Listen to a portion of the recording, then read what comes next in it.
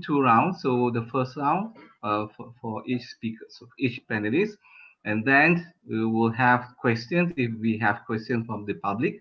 Otherwise, we will continue with the questions that we have prepared. So you have absolute freedom to answer the questions directly or indirectly, or you want to divert. It's up to you. So we are quite free on this, but I think, of course, the government doesn't like if we criticize them a lot. Huh? So that would be something. The government. Get a warning. No, it's up to you because we are free. I just share with you. I had a piece in Berita Harian today. So they rephrase the topic. The title is totally different. So it says like what here says. Uh, kerajaan minoriti ketika darurat tidak jejas kedudukan eksekutif. So dia ambil yang ada one paragraph that and then they highlight that. But it's not the main point lah. But once it is gazette, but one is gazetted lah. Prof Nip maybe mungkin you will share. One is gazetted, so it's there already. so tak boleh nak buat apa lah unless Agung tarik balik lah, betul tak Prof Nip ya? Yeah. But anyway, I think it's good for us to share because the public, most of the public, they don't know the real story from the legal perspective. I think we are very indeed fortunate to have a diverse panelists. I think to cover from the legal, of course, and then probably will take care from the health issue, and then Dr. Madeline from the economy, and then Prof. Azizuddin from the politics. Politics. Nobody's using slides, I hope. I don't think so. Anyone using slides? No. No. Because this is forum. I think. Want to use. Huh? I may want to use economists. They cannot live without slides. Oh, you want to use the slides? I ada carta yang I nak tunjuk. Boleh? Okay. So you know how to link it with the share. Zoom, Yeah, I can okay. share it. Okay. So I think otherwise, okay, we have our technician there, Brother Kamal and Ahlis. Ahlis, Dr. Mehdi, you are used to share slide through Zoom, Saya nak share sekarang. Okay, try. Yeah, because he did okay. Oh, I belum naikkan. I belum buat turunkan. Oh. Kalau ada problem, then I will not show lah. Nampak gaya? A bit of a problem. Tunggu sekejap. Kenapa basic? Okay. How do I? Ini Prof Azizuddin. Yes. You can. Okay. I thought you. Okay, that's fine because tadi muka dekat sangat dengan kamera. Okay, that's fine. Apa sudah jadi sekarang? This is the slide, is it? Ya, boleh tak? Okay. Boleh. Okay. Okay, nanti boleh share. Iban dia suka tunjuk gambar. I am very visual. Okay. So I stop share now. Okay, good. So that dia orang tak ngantuk. Okay.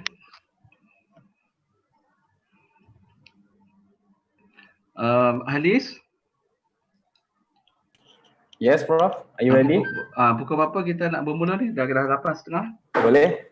Sekarang Prof dah ready ya? Okay. Okay, sekejap. Tunggu sekejap. Dia sequence dia macam mana? Siapa dulu? Okay, Prof Nick dulu. How the sequence like? Okay, dia ikut yang kita punya poster. Prof Nick dahulu, followed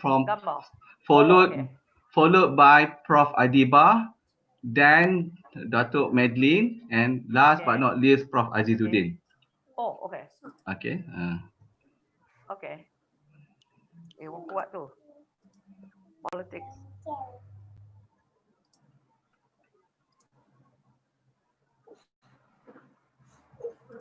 Okay, Prof, you may start now.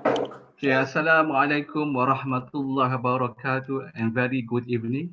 Welcome to IAIS Forum. Tonight, we are going to discuss on the topic, the Emergency Ordinance Essential Powers 2021, multiple perspectives on health, economy and politics. We are very indeed and delighted to have 4 panelists, very distinguished panelists. We have Prof. Dr. Ni Ahmad Kamal Ni Mahmod from the Department of Civil Law, Ahmad Ibrahim Kulliyyah of Laws, International Islamic University of Malaysia.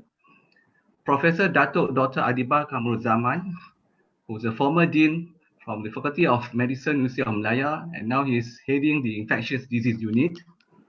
Dato Dr. Madeline Berma, Commissioner, Human Rights Commission of Malaysia, Suhakam. And last but not least, Professor Dr. Mohamed Azizuddin Muhammad Sani, School of International Studies, University Utara, Malaysia. Ladies and gentlemen, the recent proclamation of emergency by the Yang di-Pertuan Agong cited grave concerns on national security, economic life, and public order resulting from the COVID-19 pandemic. Officially termed as the Emergency Essential Powers Ordinance 2021, the Federal Constitution grants temporary special powers to the Agong in various areas, including the authority to take over private hospitals, allocate state resources, as well as deploy additional military and police. Public reception to the proclamation, however, is mixed. Primary concerns revolve around the triumvirate of health, economy, and politics. Questions arise on the effectiveness on emergency compared to current movement control orders or MCO, and how it affects current policies aiming to strike a balance between health and the economy. In terms of politics, the ordinance has removed the possibility of having a general election up until August, sparking polarized debates on the merits of maintaining the present government or replacing it, especially in the overall fight against COVID-19. Under this backdrop, this forum features an array of expert panelists with diverse backgrounds. Okay, Prof. Nick Kamal, maybe we can start first with you. So we have 3 rounds. So we have the first round, followed by second, and perhaps in the middle, if we have this second round, we open the questions to the public. Otherwise, we will continue with the panelists, and then we will come back to the public with the Q&A. Okay, Prof. Nick, perhaps you can answer this question. The Emergency Ordinance Essential Powers 2021 contains several interesting provisions. Can you elaborate further on the ordinance, including several general highlights? Over to you, Prof. Nick. Bismillahirrahmanirrahim. Assalamualaikum warahmatullahi wabarakatuh. Salam sejahtera. Thank you very much, Dr. Azam. Thank you for inviting me to this very interesting forum, and I would like to welcome also members of the panels. Indeed, it's a thing that is so hot today. I mean, in the sense that there's so many discussion, debates, online, virtuals, and all kind of debates in the newspaper, in forum, and so on and so forth about the emergency. So I think there's no need to speak about emergency because the discussion is always about whether, whether the emergency is appropriate or not in the light of the circumstances now. Why countries elsewhere, which also have the same problem with us, are not declaring emergency, even if emergency is declared in some countries. People have been raising this question, why Parliament is not sitting and kind of thing, right? Rather than going into that, of course, there will be other forums as well who are discussing on these issues. But going to your question, Dr. Azam, regarding the Emergency Essential Powers Ordinance 2021, in the light of the emergency declared recently, so the Constitution gives the power to the Yang di-Pertuan Agong to pass law that is called ordinance. Law during emergency is called ordinance. Since if Parliament is not sitting together, then the Yang di-Pertuan Agong, the executive, has the power to make this ordinance. This ordinance was passed recently, and what are some of the interesting features about the ordinance is that it deals with the specific issue of the pandemic itself. First and foremost, it provides for an independent special committee, which is to be established. I think the structure of the committee, we can see from the announcement, there are people who have already been assigned or being appointed to that committee, except that we have heard about debate about whether the opposition will be willing to join and and take part in the committee. I think the idea of independent statutory committee is very interesting because the role of the committee is to advise the Yang Tuan Agong whether the existing emergency will continue or not. So that will be very, very interesting. But we hope that the opposition party members would also join and help, to decide the future of this emergency, even though it is designated until August 1st, 2021, but we will never know that it may be extended or even be shortened. So that the role of the temporary committee is very important. The role of the independent special committee is very important. Now, one significant provision which I think has also subject to a lot of discussion is the power given to the executive to acquire temporarily possession of land, building, or movable property. When we talk about pandemic before emergency, we heard about Akta 342 or Act 342, the prevention of infectious disease, control and prevention of infectious disease, 1988. Now that act also provide for the same power of requisitioning properties and building. Okay, but the provision of the Ordinance of 2021 has much more wider power because I would say that it gives the authority or the executive the power to acquire, of course, like the Akta 342, but in terms of compensations, there is a slightly different approach because compensations is paid, but in case of dispute, the dispute will according to what the executive decide how to resolve the dispute. Unlike Act 342, which says that dispute has to be addressed or to be referred to under the Arbitration Act. So that is slightly different approach to this issue. But I believe that the whole objective is to ensure that the taking temporary possession of buildings or land or whatever property is necessary to use for the purpose of the pandemic. So we heard about the government negotiating with the private hospitals. So of course, the law, even law outside emergency, can give the power to the government to ask the private hospital to help. But the emergency ordinance gives more powers to the government to even force the authority or the private hospitals to assist and to provide whatever assistance is necessary. Now, the other provision, which is I think should also be very interesting to look into, is the power of the army to be equivalent power of the police. So the army can arrest as a police officer. Okay. Then we have also some provision protecting the health professionals, the frontliners in the hospital, to be exempted from certain provision of the existing law. For example, the Medical Act, the Dentistry Act, the Pharmaceutical Act, and so on and so forth. So those requirements of the Act can be exempted because of the emergency.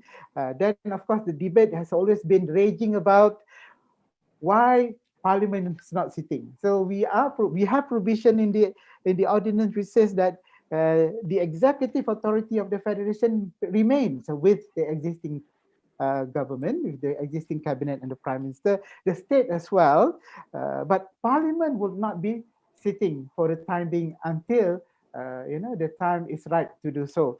So in fact, as a power is given to the Yang Tuan Agong to call Parliament sitting anytime when it is suitable to do so. It does not mean that Parliament would not be sitting at all, except that what is already been scheduled for 2021 for parliamentary sitting would not be effective in the right of the provision of the emergency ordinance. Okay, and of course, there is also a sort of a clause or clause which says that any law which is inconsistent or the ordinance which is inconsistent with the existing law, the ordinance will prevail. So this is definitely in line with what the Constitution has provided, that whatever laws made pursuant to an emergency declaration would may be inconsistent with any provision of the Constitution except for article matters pertaining to religion, religion, language, citizenships, and also related to races, right? So this cannot be touched. But other than that, emergency ordinance that we have today may contravene any of the provision of the Constitution. But one thing that is important to note is that even though ordinance made by the Yang di-Pertuan Agong during emergency can contravene any of the provision of the constitutions, it does not mean that it can contravene immediately. You know, it has to be an express provision in the existing law, which is the ordinance, which says that it is inconsistent with the provision of the constitution. Otherwise, the existing provision of the constitution remains as it is. It applies unless an ordinance says that it will contravene. That is, I think we need to remember that, because as far as the law of the country is concerned, the constitution still applies unless an ordinance has been passed to overrides whatever provision in the constitution.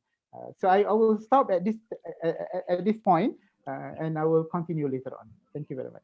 Okay, thank you very much, Prof. Nick. I think quite a number of important points that you have raised. I think, but the last point that you just mentioned, I think whatever provisions that provided by the ordinance, I think we have the Ordinance 2021, and if there are anything that contravenes or contrary to the provisions of the Constitution, I mean the government has to come up with a new ordinance, I suppose, to take over what the provisions that stated in the Constitution. I think quite a number of questions that we can ask to you, Prof. Nick, on this matter, but I think we will reserve that. I personally also have a few questions, but I think we will reserve it later. Okay, now we move to Prof. Dato Adeeba Kamarulzaman. As we reach new daily cases in the 4-digit numbers and our healthcare facilities on the verge of reaching its full capacity, what are your thoughts on the impact of the emergency ordinance on current health policies, including the MCO with its various levels of austerity? Yes, please, Prof. Adeeba. Assalamualaikum and good evening, everyone. And thank you as well for inviting me to be on this panel for this interesting discussion. Like Prof. Nick, I guess we're not going to be debating the rights or wrongs of the emergency, but what is important is now that we are in this emergency and the MCO, what we do with the time to ensure that it's, you know, maximized for the health benefits. Is the health system on the verge of collapse? And I think that was probably one of the impetus for declaring the emergency. And there's no doubt that compared to the first and second waves, we are seeing exponential increase in the number of cases. If you recall, in the first wave and the second wave, the groups of people who were infected were quite distinct, and you know the clusters were quite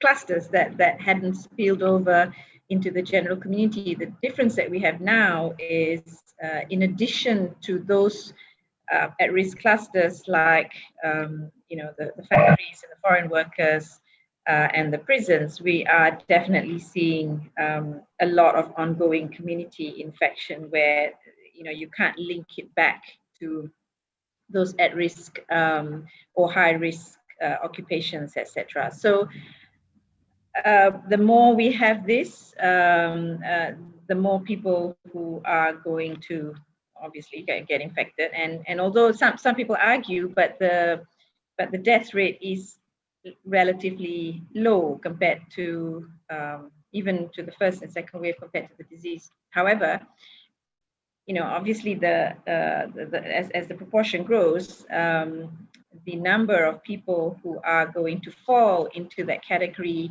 of high risk, where they are going to be at risk of getting severe disease, is going to be more. We know that at Hospital Sungai Buloh, and certainly at my own hospital, if in the first and second wave, the majority of people who were admitted were young, relatively asymptomatic, 60, 70, 80% had very mild symptoms. That proportion now has somewhat decreased, and we're seeing a lot more people who are sicker and needing ICU. So it is the concern, and the concern has always been right from the very beginning that lockdowns all over the world was to preserve the health system. So for me, what we need to do now that we're in this emergency, what I think we need to take this time is to really try and bring the numbers down, the number of infection, the incidence as we call it, as quickly as possible, so that we can get to a more manageable level. And how do we do that? We need to be much more aggressive than we are at the moment by doing more community testing, finding the cases and isolating them, so that we can bring the numbers down and keep it down. I think that should be our number one goal.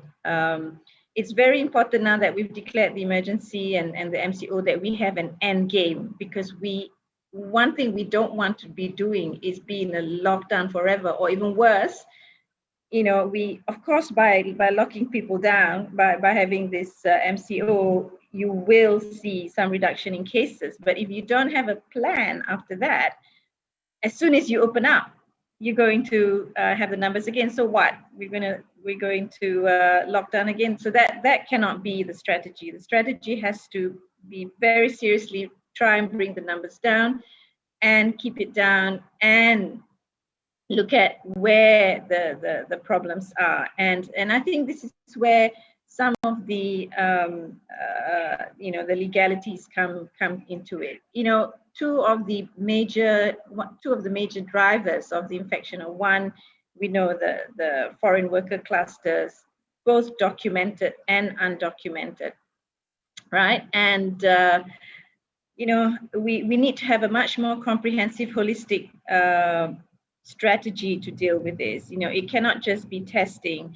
We must address the underlying problem of overcrowded accommodation. And I guess for those who are legally employed and have employers who can be asked to look into this, or who can be maybe asked is too gentle a word, who must be made to seriously address the problem of accommodation, and that's causing the risk for infection, is the undocumented migrants. And that's a much more serious problem, or difficult problem to deal with. And here, I think the punitive approach is not the way to go. And recently there was an announcement that we're going to look for them again and lock them up, and the first thing they're going to do is going to run away and hide and be nidus for infections again. So I think we should use this time to seriously look at the plans and the strategies in a much more, as I say, comprehensive, evidence-based, humane way of dealing with this very long-standing problems that COVID has just brought to the surface. And if we want to seriously deal with the pandemic, unfortunately or unfortunately, we're going to have to make some of these tough decisions. The other area that we should use this time to make reforms is, of course, prison. 10% of the overall national infection, that was when I last checked a few months ago, arising from the prisons, from prisoners and the prison families and staff. Now, everybody knows about prison overcrowding. So what can we do with it? I believe in talking to my lawyer friends, there are already provisions to release on license prisoners who are either nearing their sentence or are there for very minor offense. That would immediately reduce the number who are of overcrowding, and I believe it. There was a newspaper report from the Director General of Prison that close to 11,000 such prisoners have been identified. Now, so that's in terms of what we call decarcerating. And many countries around the world have done this because prisons have been a very hot spot for COVID all over the world. Now, the other is, so that can be immediately done. Then the other is, of course, to reduce the number of people going into prison in the first place. And again, I say we should take this opportunity during this emergency to do those kinds of reforms, of serious prison reform that will, in a way, kill many birds with one stone. If we're really serious about, first of all, controlling the pandemic, not just in the immediate stage right now to bring the numbers down quickly, but also in the mid to long term. Because as I said, we can, by stopping everyone from moving, through this MCO, we will to a certain extent bring it down. But as soon as you open up again, if you don't address these underlying chronic problems, we're going to face the issues all over again. Now, in terms of the provision that Prof. Nick mentioned about acquiring private hospitals and such, I know there's been a bit of a fight back from my private hospital colleagues.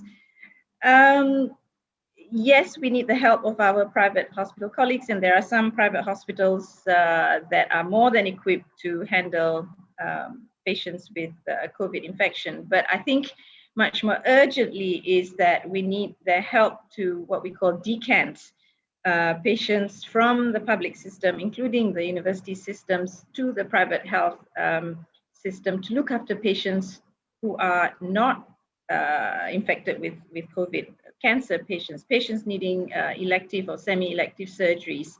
And this is where we are facing problems, particularly hospitals like mine, which are hybrid hospitals. We still have to manage those patients who are coming in with heart attacks, with strokes, with whatever. And so if there is an arrangement with the private system that's more seamless, and where patients who come to either University Hospital, UMMC, or to HKL are those who can ill afford to go to private hospitals. Otherwise, they would have gone there in the first place. But there needs to be a mechanism of the compensation to the private hospitals. And then there are issues of insurance. So I think these are the kinds of hopefully legalities and policies that the emergency would look into. So maybe I'll leave it there, but I think we must not waste this MCO and this emergency, and really use this time to not just bring the numbers down, but really look into the underlying issues that's beyond health, that in fact do require legal and policy, that must be looked through the legal and policy lens if we don't want repeated MCOs and repeated lockdowns. Thank you. Okay, thank you very much, Prof. Dato Adeeba. I think there are few questions that arise from your points, but I think your important point is how can we, I think the government, we the people, try to bring the numbers of this COVID-19 down. I think to compare to last year's numbers of cases and this year, perhaps that will be slightly, quite a number of increment of that cases.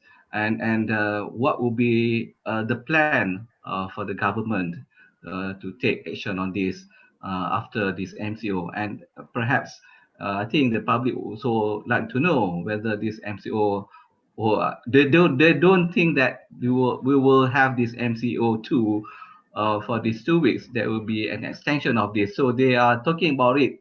And they have been saying that there will be no Chinese New Year this year, there will be no Raya like last year. That will be something that we need to, to observe that. Okay, thank you very much, Prof. Adeeba.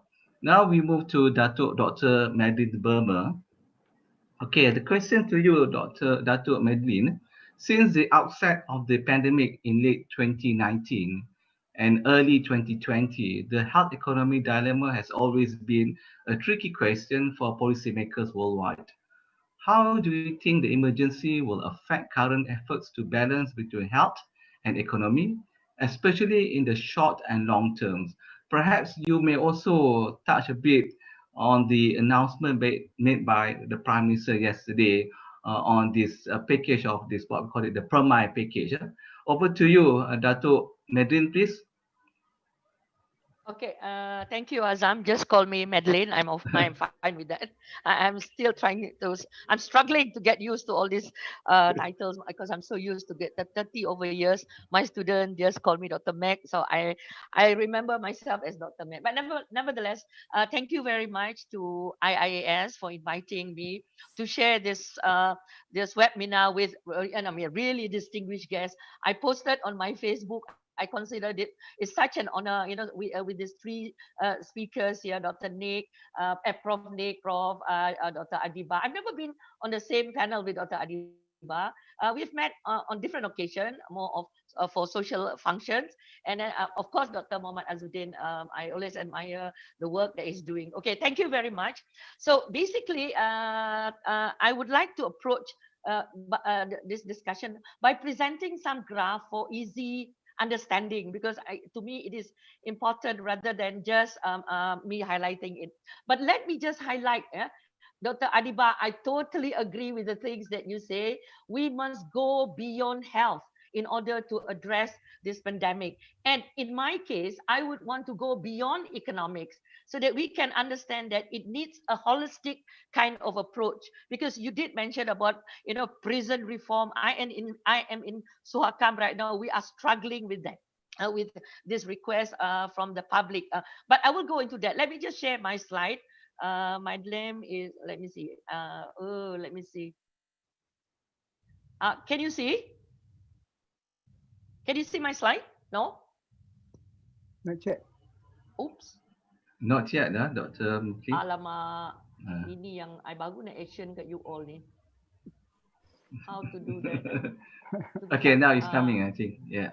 It's coming, but I can't see it. Is it there? There. Yes.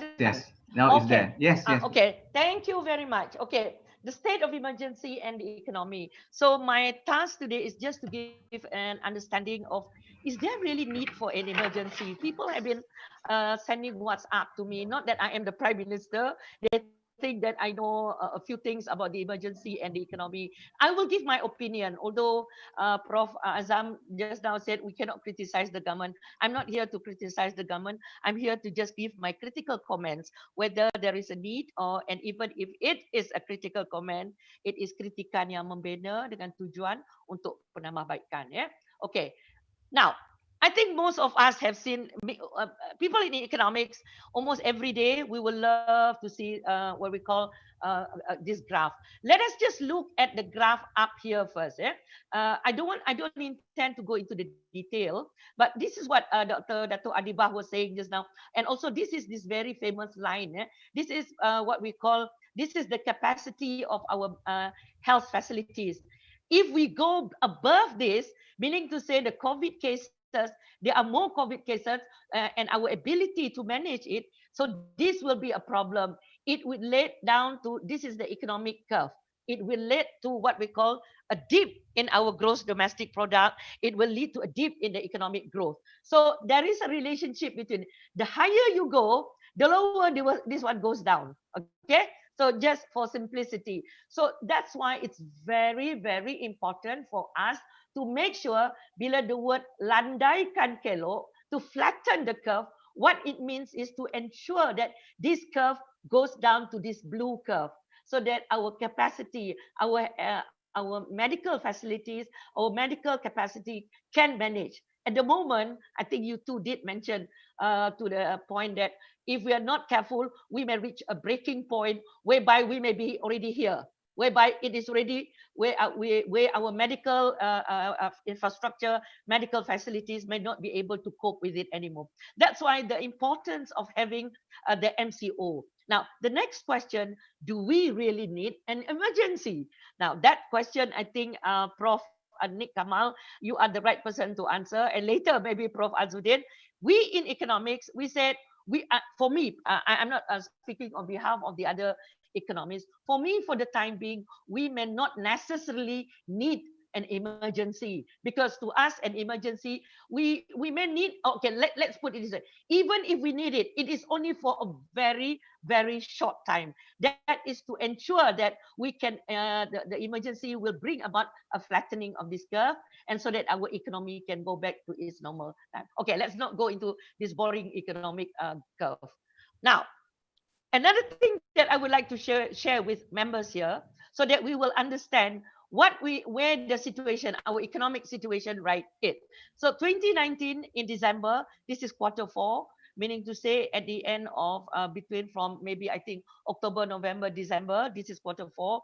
Our economy is really, if you can see that we are going down, negative. In fact, we had a negative 17.1% in terms of our, if you look at our gross domestic product. We economists look at this. Now, if we look at the curve, this is what we call the V-shaped curve.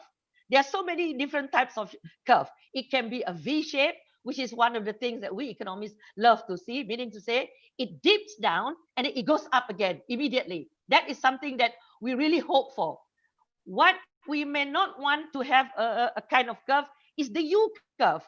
It goes down and then it goes flat and then slowly goes up. Another thing that we may experience is a W curve. It dips, it goes up a bit, and then it goes down again, and it goes up. But the most frightening of all is the L curve. It goes down and it never goes up. Now, in Malaysia, what the government is doing its best is to ensure we get a V curve, to get a sharp, although there is a sharp dip in our gross domestic product, but what we needed is actually to quickly make sure that the growth increase as fast as possible. Now, this is where the argument for an MCO, some people say we could have an MCO, it's already good enough. Why do we need an emergency? So that will be for other reasons. For the economists, an MCO has already brought this down, but an emergency proclamation, as we heard what the Yang di-Pertuan Agong mentioned, it was basically to flatten the health, the pandemic curve.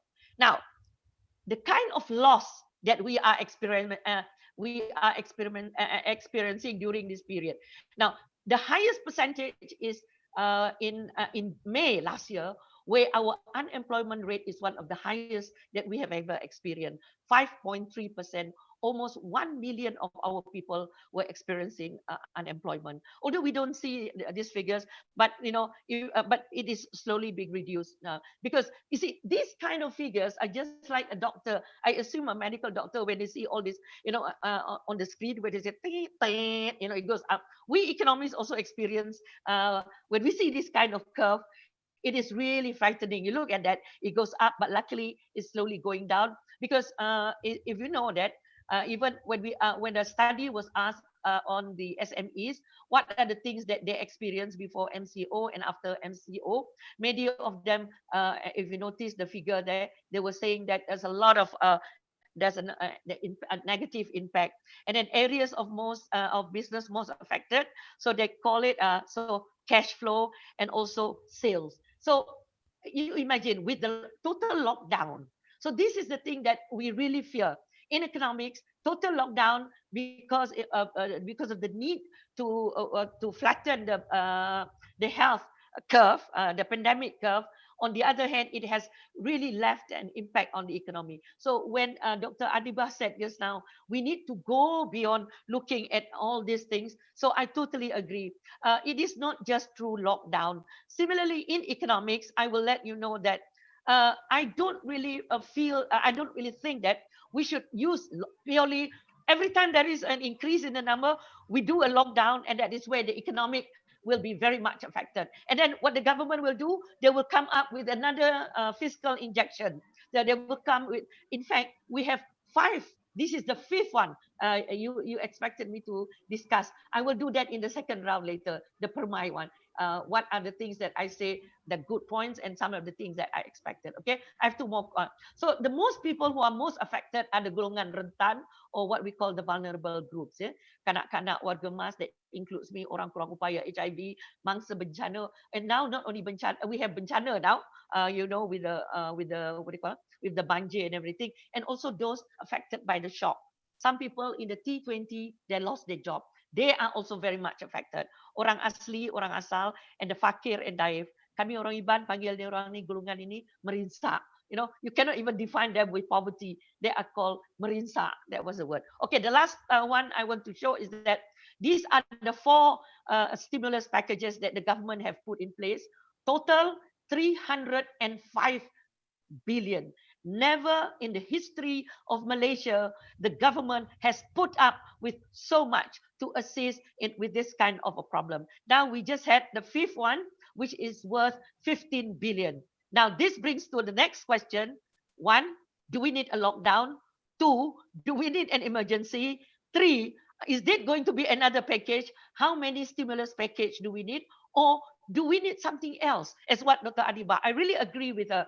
This one I will discuss later. Okay, and if you look at the economic report, it says that last year punya economic report, they expected us to grow between 6.5% to 7% in 2021 after contracting about 4.5%.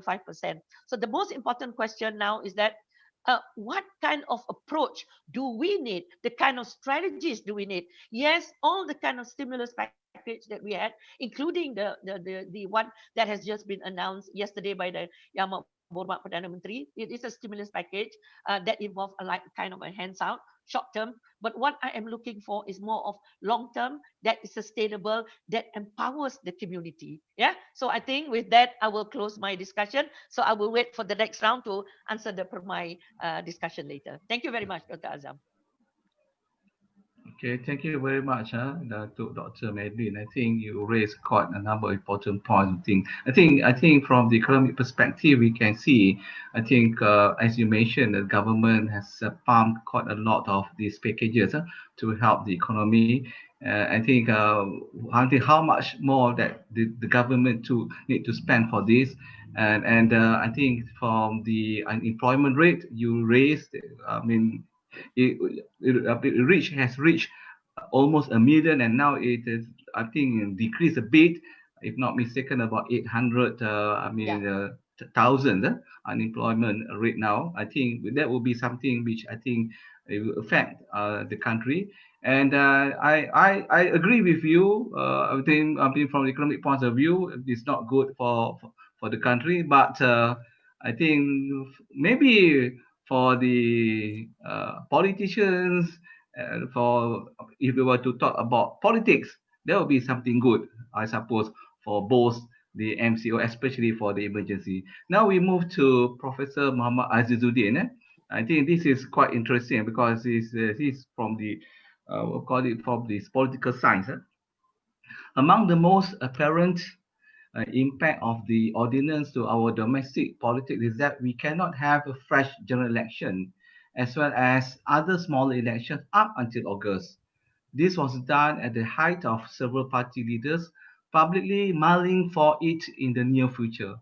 Hence, it has sparked polarized debates on the merits of maintaining a government that is slowly losing support or replacing it. What are your thoughts on the matter, especially in the overall context of fighting the COVID-19 pandemic? Over to you, Prof. Azizuddin. Assalamualaikum, and also very good evening to Prof. Azam, and also thank you very much to IAIS for inviting me as one of the speakers for this forum. Yeah? And also, and first of all, I think I want to express gratitude as well to my fellow panelists because they already cover a lot of things, which also meaning that I don't need to cover and also to discuss touch a few things regarding health, even legal issue, and also economy. Yeah?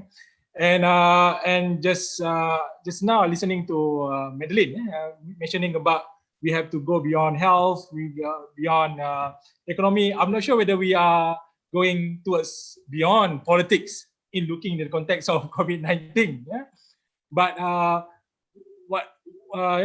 whatever happens actually is a political decision, in order to have a proclamation of the emergency. And I think the first point I want to raise here, even though Prof Azam mentioning about election, I won't go later about election. First thing I think regarding declaration or proclamation of emergency is not something new or rare, because it's happened everywhere in the world actually. In fact, for example, I'll give you some of the facts. In the case of United States, for example, out of 50 states in United States, that they have, 48 declare emergency in order to deal with the issue of COVID-19. So meaning that COVID-19 is a really big issue, and the recent country that declared for emergency is Lebanon. And I think you can see that and one country another probably I want to mention is like Romania, that decided to delay their general election because of COVID-19. So in that case, COVID-19 is something very serious that the government and the people should deal with the issue. In fact, I think I remember even last year, I always reminded during interviews with the media, saying that we already managed to deal successfully the first wave. But as we know that the Spanish flu in 1918, if I'm not mistaken, that where the world faced 3 kind of wave of Spanish flu. So meaning that in the context of Malaysia right now, we already face the 3rd wave. I don't know how many waves that we have to deal, but this is something very serious. And when health issue become big global issues, also it will affect economy and also will affect political scenario as well. In not only in Malaysia, everywhere in the world. If you look in United States, for example, the crisis also contributed by the weaknesses of the government dealing with the issue of COVID-19. Okay, that's I think the first point. Because for me, declaration is not government can take something effort to declare emergency. And the most important thing is what's the justification of the government to declare emergencies. And this create a debate right now with many section of the society. In fact, even the opposition also calling for what is the justification of the government. But for me personally, as academic, I think COVID-19 economic factor in the country already is a big issue, which I think require a government to give a full focus. The problem with, right now in Malaysia is that the uncertainty in politics is so high. So where clash within the Perikatan National Government, and so together the challenge with the Pakatan Harapan government to the government as well makes the government's effort to focus more on politics rather than dealing with the issue of economy and also issue of health. That's why I think our region, our Agong, Agong, and also our Royal Council keep reminding people to be less politicking. So, and also politicians as well, because now is not the time for us to fight each other, but we have to deal together to solve the issue of COVID-19 and also economic issue, which I think also very important to help our nation to be sustained during the COVID-19 period right now. Okay, that's the second point. The third point I think I want to raise is regarding election. I think you mentioned just now about election. As we know that we already declared two proclamation of emergency. One is in Batu Sapi, and another one with regard to Greek and also Bugaya by election. So meaning that that is the option that can be allowed to postpone the by elections. And as we know that I'm not sure, probably government also need to clarify on this, whether the decision to declare proclamation of emergency also because of to delay the election of actually the state election in Sarawak, which is scheduled to be held in June this year. So because the effect that we saw what happened in Sabah state election is very great because it's contribute to the second also third wave of the COVID-19. So that probably give indication for our regions, our agong, and so our government that we need to declare emergency. Reluctantly, that you can see that at the first time when government proposed the idea to agong and also royal council, they rejected the idea. But now they are accepted the idea because we need to pool our resources, effort, all to deal with the issue of COVID-19. So I think in overall, many argue that through the Ordinance of Emergency 2021, there's a restriction of the role of Parliament, for example, and also a constitution as well. But for me, the opposition, even the government also can call for a special sitting of the Parliament if they want to discuss about issue of COVID-19 and economy. That's one thing. The second things, I think, the role of the opposition as well can still there, meaning that the check and balance still can be allowed, and also they can use many platforms actually, not only the Parliament, but now we have social media and also our media that can check and balance of the government. But the role of check and balance of the government should be there, because there's many accusations saying that because too much power given to executive, that there's a tendency towards dictatorship after this, which I doubt it would happen, because the proclamation of emergency right now is not a martial law. It's just a proclamation about health to deal with the issue of COVID-19. So it's very specific task to deal with the issue of health. So meaning that this is not like emergency happened in 1969, 13 May 1969. It's just emergency of health. So by having strong opposition right now, I think they can check and balance of the role of government and make sure that government don't go beyond the power given to them to deal with the issue.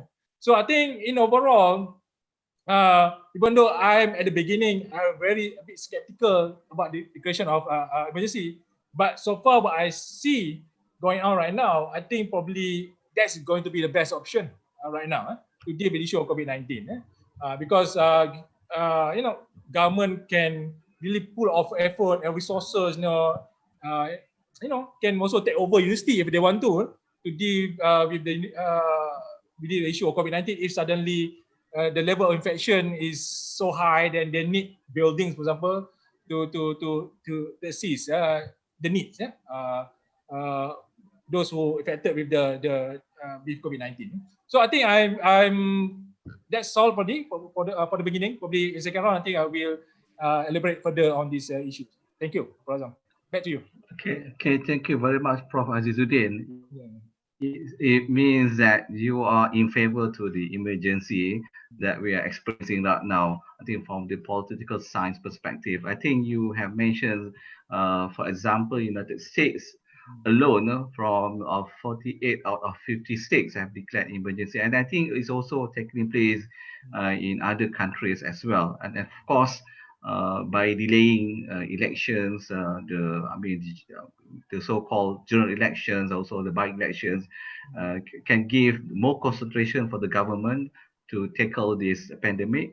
And I think you have mentioned towards the end of your presentations, your point, that I think people talking about whether the present government have this, what we call, do they have this check and balance that in Malaysia by having this emergency. And you have mentioned without having parliaments sitting, I think Malaysia can also practice this, but it's all back to the Agong for that matter, as far as the matter is concerned.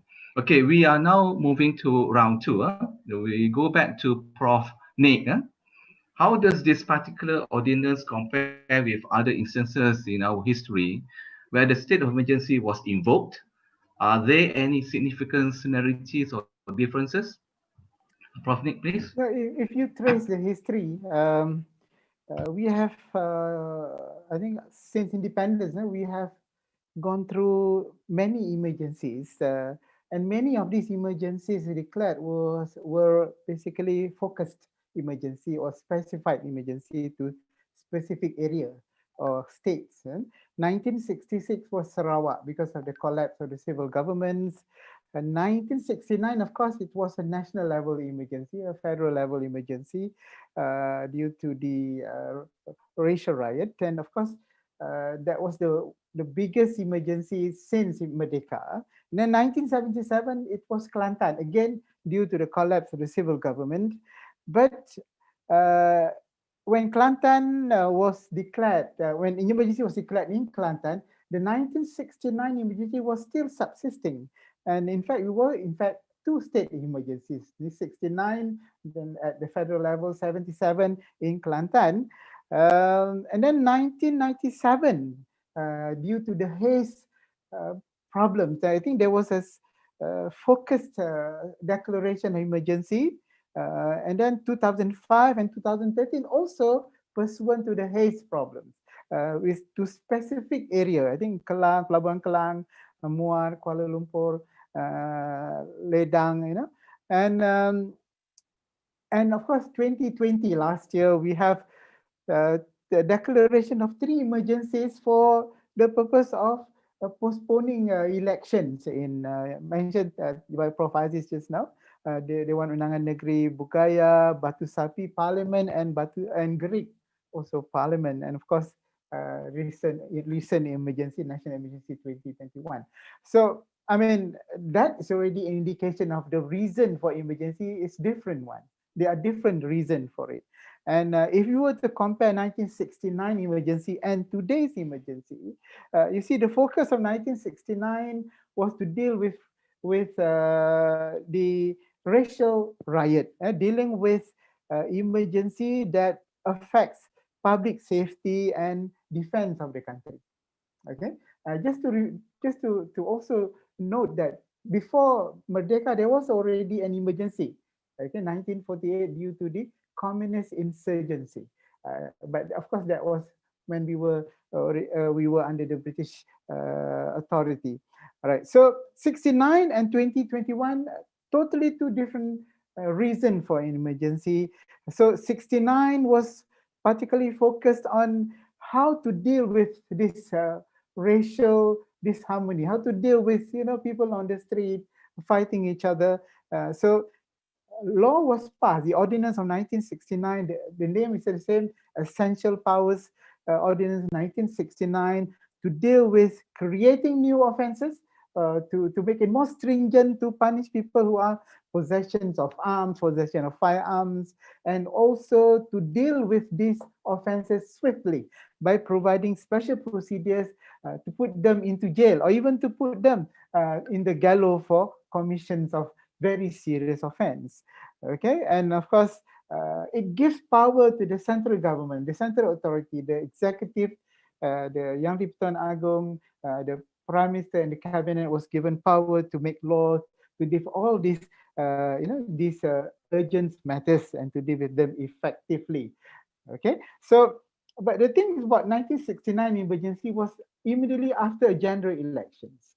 Okay, and after that, before the sworn-in of the Prime Minister and the Cabinet, there was an emergency declared. So it was a caretaker government until the situation was under control. Then only the civil government was able to actually go about and carry out their duties. All right. And after the establishment of civil government, the government went on to be established as an ordinary government where parliament was in session, general election was held because of the ability to control the situation or the danger or the insurgencies 1969. So you see that the unique thing about 1969 emergency was that the ordinary government came into play not long after the ability to control the insurgency. So as a result of that, until 2000, if I'm not mistaken, 2012, the 1969 emergency was revoked, and all laws passed pursuant to the 1969, 1977 was also revoked. So in that light, I think we are back into normal situation post 2012.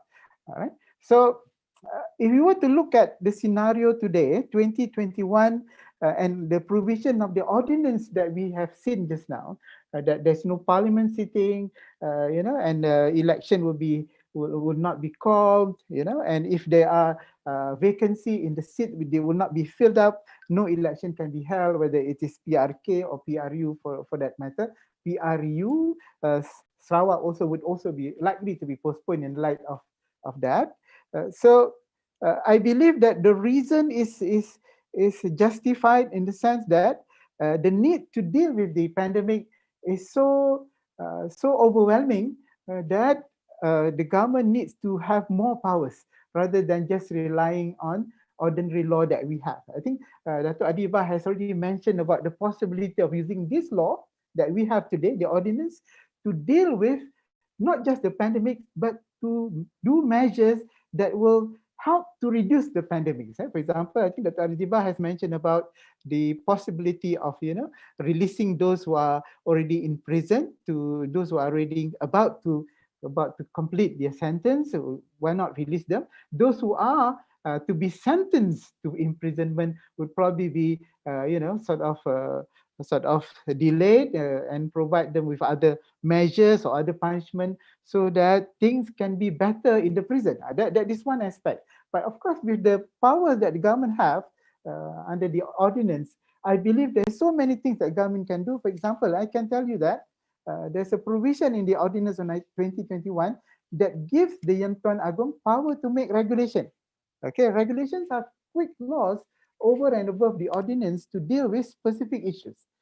Okay, so all these measures that I think those who are the experts in dealing with the pandemic will be able to recommend to the government that how to deal with these measures effectively by providing regulations, okay, to specific issues, specific measures. Okay, so in that respect, I believe what we have today with the ordinance and all the powers that are given to the executive, it can be used for the goods of the society as a whole, and it's not just meant to sort of put into place things that are already in place. It's just, I think it's more than that. It requires, I think, the knowledge, the expertise of everyone in the country to help the government in this aspect. So this can be sort of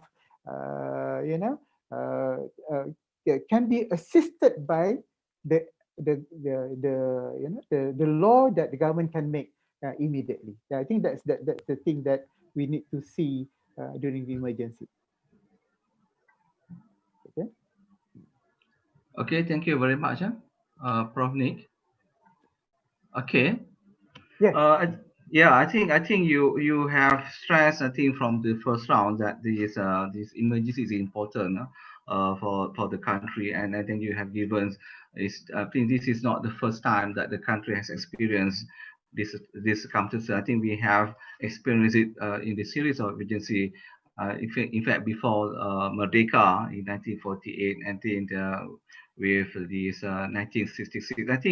I think perhaps the one that we are experiencing this year, 2021, would be very, very different from 1969 and the other emergencies. I think with that, I think your point that we need that ordinance of emergency for that matter. Now we move to Prof. Adeeba. Okay, I think this is something that perhaps you have mentioned in the first round, but perhaps you may add some of the points. In your view, what are the most important steps that we should take to improve our domestic health situation? Over to you, Prof. Adeeba. Yes, certainly. And I think I want to once again stress that we must and we cannot waste this period of lockdown. As you've seen, the impact on the economy that Madeline has shown is really grave. So, we have to do things somewhat differently from before. And it worries me a little bit that, well, more than a little bit, it worries me that it would appear that the strategy now with the Ministry of Health is not so much to look for cases, and but instead to just manage people who are already symptomatic. Now, certainly from a clinical point of view, that's very important to diagnose people who have symptoms so that you can manage them clinically. But from a public health point of view, from what we understand about this virus, we must still continue to try and break the chain of transmission. We must still continue to try and flatten the curve. In other words, during this emergency, during this MCO, we shouldn't pull back on the testing and looking for active cases, but we should, in fact, intensify the finding of cases, testing, isolating them, because, and I repeat, we need to break the chain. We need to flatten the curve in all these cliches, and the reason for that is because to allow, of course, to allow the health systems to cope by breaking the chain, but also we just can't afford to have a runaway pandemic like what we've seen in the UK and the US. As good or as the NHS system is, they're at a breaking point. So we cannot allow ourselves to go to that point. And there are already warning signs about the new variant. This is a very clever virus. It's going to continue to mutate, and we don't know what else, how much more effective it's going to be. And the vaccine is going to be, sometime yet. So point number one, intensify testing, intensify, looking for cases so that we can break the chain. And how do we do that? We need to get, I know I've watched my colleagues in PKD, and my heart goes out to them, how hard they're working and how difficult the work is. We must move away from, of course, we must still continue to do the passive contact tracing, but what we need to do is to be better at using, technology to identify the hotspots where the clusters are. And in a way, we're already kind of trying to do this in Selangor, using digital analytics and identifying hotspots and target those mass testing in those areas. So we need to move towards digital technology and be much more precise with our testing efforts. So that's number one. Number two, you're going to say, but if you're going to go out and look for more cases, your hospitals are already at the point of collapse. How are we going to cope? Well, as I said, in actual fact, 80% of people are either asymptomatic or have very mild symptoms. And if we have a good system in place, they can be managed at home. Unfortunately, Ministry of Health is now starting to move towards that, but we need to move a lot more quickly in having, in allowing people to be managed and monitored at home. Again, using digital technology, as well as mobilizing our general practitioners to assist in home isolation. Of course, not everyone can be in those two categories can be managed at home. Those who can't, for whatever reasons, either they have big families living in a PPR flat or foreign workers who don't have a place to return to, that's doesn't have 10, 15 other people in the house. Of course, they can go to one of these government low-risk centers. But a large proportion of those who were in acute care hospitals can be managed at home. So that's another thing that we need to do, and we need to have a proper program to do this as fast as possible. And the third thing that I think that we need to do differently 12 months on from the pandemic is we must learn to work better together. We need to decentralize. Ministry of Health needs to work with private hospitals, need to work with teaching hospitals, need to work with NGOs. Now, if we're calling for the release of prisoners who are about to finish their sentence, where are they going to go, right? So, you know, the solution would be, part of the solution would be to mobilize NGOs who are already working in these kinds of areas to assist. Likewise, with the migrant workers, documented and undocumented. You know, I don't know if we've done enough to educate non-English, non-Malay, non-Bahasa Chinese speaking non-citizens on the COVID pandemic, you know, and the best way to do that would be to engage their own communities and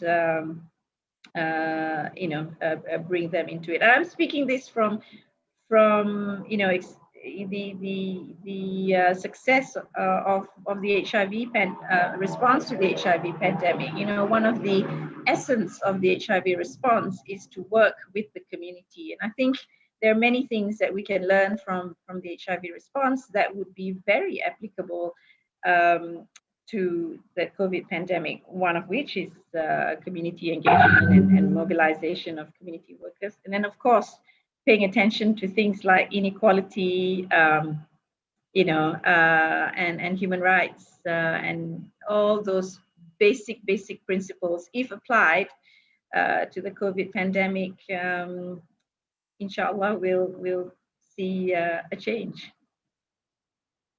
Okay, thank you very much, Prof. Adeeba. I think you have pointed out these three important facts on this. I think perhaps the Ministry of Health, I think, should take seriously into your 3 points that you mentioned. I think the last point that you mentioned about that we must work together. The Ministry of Health must work together.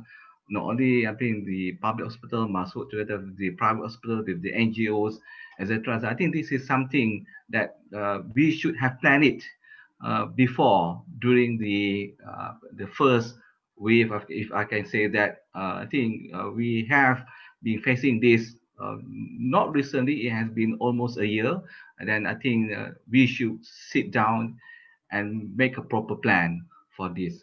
Okay, thank you very much, Prof. Adeeba. Okay, now we move to the second round for the Dato Madeline, if I can say. Are there examples or research from the global community that we can learn from in terms of balancing the impact of health and economy? Dr. Madeline?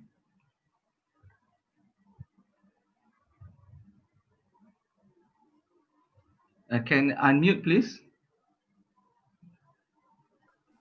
I'm so sorry. My internet is really unstable right now. So maybe it goes with being a Saukian probably. So I'm not too sure. Okay. All right. If it happened to kind of break off, then you know what to do. You'll just get the next speaker, get from Dr. Mohamed Azizuddin to continue, because I'm really having problems with that. Okay.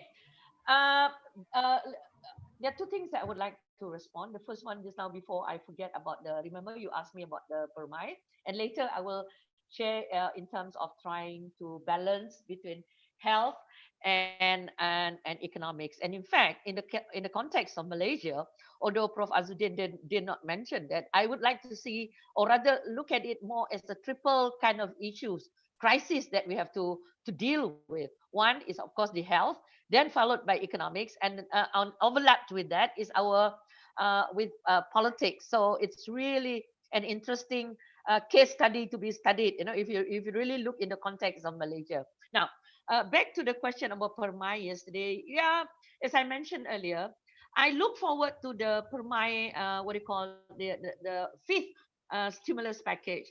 But after a while, then I keep on asking myself, is there going to be another stimulus package? Number one.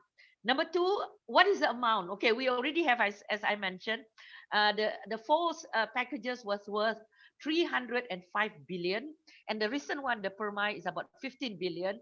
So if we are going to have another more of these packages in the manner that it is being presented now, it's always about fiscal stimulus injection. That what about our, you know, the ability of the government, because the ability of the government to finance all this, people are already asking. First, I remember during the PH government, my whole life I've never heard about a $1 trillion thing. Suddenly, first time in my life, I said, how many zeros is there in $1 trillion? So we heard about our debt worth $1 trillion, and then suddenly it goes missing. I don't know what happened to it. And then suddenly now we are talking about billions of stimulus packages. I'm not saying that it is not there. It is real. It is very much part of the packages, and I see it there. As I said, it was estimated about 20% of our gross domestic product. One of the, I mean, if you look at countries across the world, people of the same level of development with Malaysia, we are one of those countries that really put a lot of emphasis in terms of trying to address that. So I must congratulate the government for doing this short-term approach. But how long can we do that? And that's where I really agree with Prof. Adeeba when you say we must go beyond that. She even mentioned about just now human rights. So I really love you for that, Prof. Adeeba. You know, there was I received, not we, I received a lot of hate messages immediately after, you know, when there was a lockdown, and there was the Rohingyas and the, what do you call it, when there was in the Selangor mention and everything, because we in Sohakam said they also had their rights. Oh, suddenly all Malaysians said, what do you mean? Why you talk about their rights? What about our rights as Malaysian? So you see, in situation like this, these are very, very sensitive issues. You know, in the past, Malaysians are very open to having foreigners in the midst of us. But suddenly now with the COVID and everything, Sohakam have in fact declared, not declared, we even issued a press statements about xenophobia happening in our country in the midst among Malaysians, hate speeches. So I'm glad that Prof. Adeeba, you brought this up today, and you're just before me. So thank you very much. So back to the issue of do we have experiences from other countries, the ability to balance? Okay, I'm not too sure about that. But what I can say is that when I look into the World Health Organization, you know, that's basically, and then the World Bank, the IMF, most of the time they are always trying to struggle with this idea of, first you must flatten the pandemic curve, then automatically to a certain extent it says that you will be able to address the short-term effect of the what do you call, the pandemic, in terms of mitigating the pandemic and how we can lower our economic slowdown. So the argument has always been you have to stop the pandemic.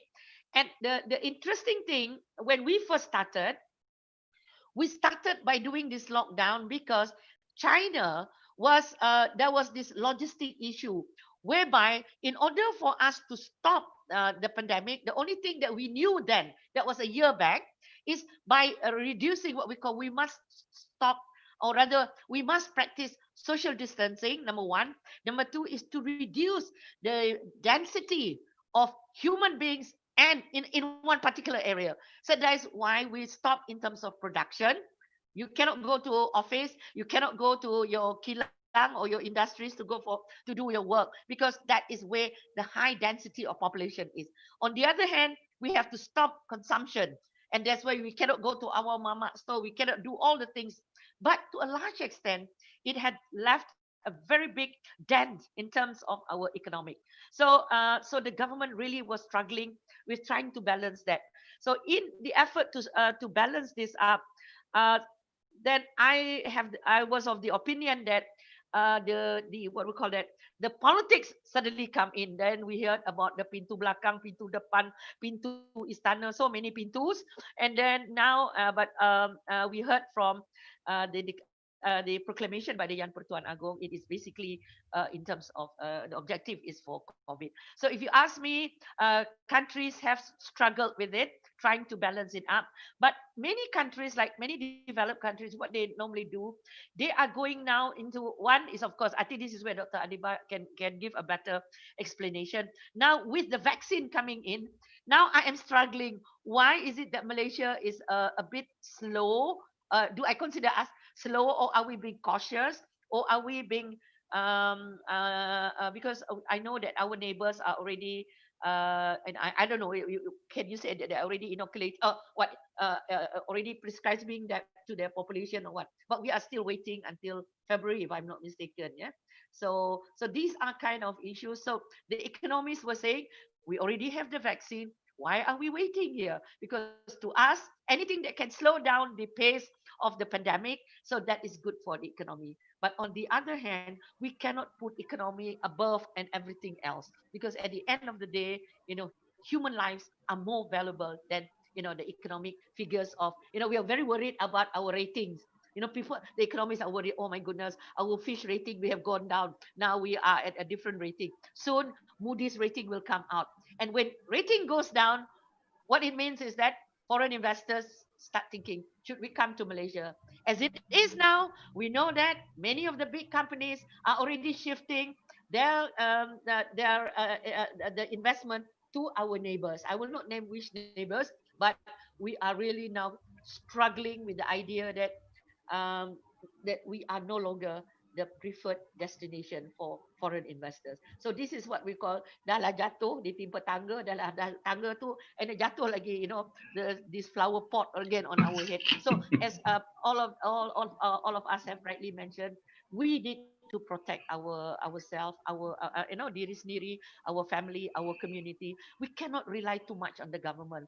There is a limitation to what the government can do. So my point, I always when I discuss this with my indigenous communities, we need to empower the people to take care of their own health, to empower themselves economically, to empower them so that they should not rely purely on the government, waiting for the government. Because in Malaysia, we have this policy of one size fits all. It's really like Panadol. You patah kaki pun dia bagi Panadol, you pening kepala pun Panadol. You just look at the education.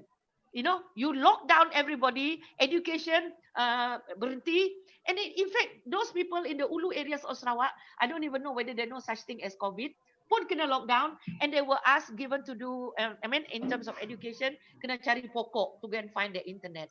Whereas some of them are, sekolah kurang murid, they can continue with their education system. But it's one size fits all. So I think I look forward to a new approach whereby the government should go more for boutique style lah. Bukanlah boutique mesti yang macam hotel, but it must meet the needs of the different people. This is where data is very important. Big data, internet of things. We need to know where are the poor, where are the vulnerable people, who are the one who are really in need, not having just a blanket statement for all. Okay, that's basically. Okay. May I chime in there, because these are things that I resonate very well with. Again, learning from the HIV epidemic, there is a mantra in the HIV world: know your epidemic and know your response. Meaning, we have to be looking at our data. Where are the infections, and target those infections, target those areas, not just in terms of localities and geographic, but also where are the clusters coming from. We need to do much better at being targeted, at being boutique, rather than this blanket response. Yeah, completely agree. Okay, thank you very much, Dr. Madeline. Also, I think some adding additional points by Prof. Adeeba. I think as Dr. Madeline mentioned, I think we in Malaysia, I think it has been something that we experience. I think everything goes back to government.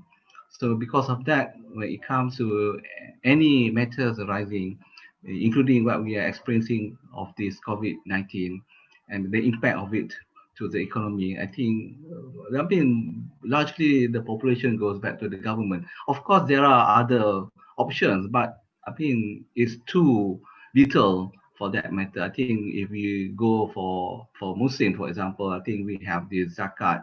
I think quite a number of portions of the zakat has been spending for this. I think it's not much, but at least something.